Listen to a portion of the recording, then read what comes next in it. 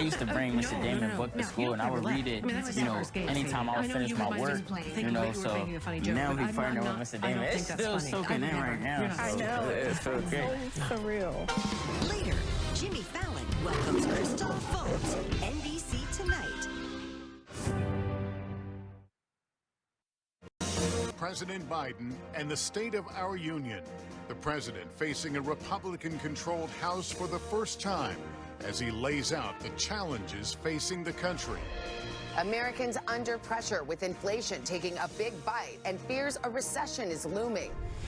Internationally, tensions rising with China over that spy balloon and with Russia over the war in Ukraine. No peace. Here at home, policing in America in the spotlight once again after the beating death of Tyree Nichols. And the president's approval rating underwater as he gets closer to announcing a re-election bid. The stakes higher than ever as the president tries to lay out his case that the state of our union is strong. The state of our union is strong. From NBC News, President Biden's State of the Union. Live from Washington, here are Lester Holt and Savannah Guthrie. Good evening, everyone. I'm Lester Holt here along with Savannah Guthrie. Just moments from now, President Joe Biden will enter the House chamber to give the State of the Union address. It comes with the president getting closer to launching a re-election bid. Tonight could be the president's best chance to make his case to the nation that he deserves a second term, but he is facing major obstacles: inflation, looming House investigations, and big fears about the direction the country is headed in, both home and abroad.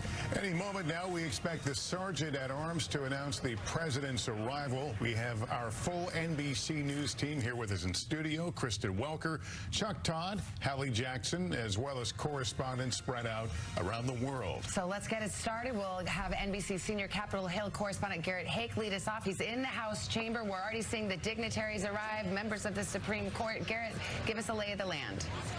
Well, Savannah, when President Biden arrives in the chamber in a minute here, he's going to see a very different chamber than in his previous speeches before Congress. First of all, this chamber is packed. There are no longer any COVID-19 restrictions in place. No masking, no social distancing, no requirements for testing, which means, unlike his previous two addresses to the nation, every seat will be filled. We are at standing room only at capacity. It could be a lively room, too, because many of those seats are filled with this new Republican House majority. Governor Sarah Huckabee Sanders with the rebuttal from the Republican side.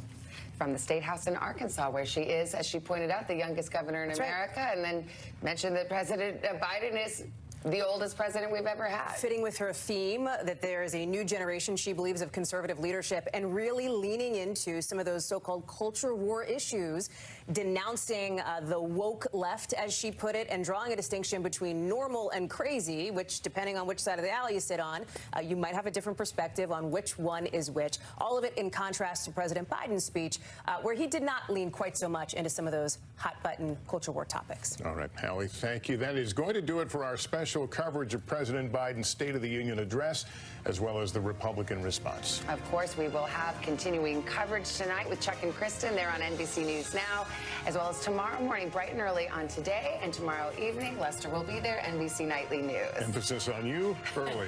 Thank you for joining us. For all of us here at NBC News, good night.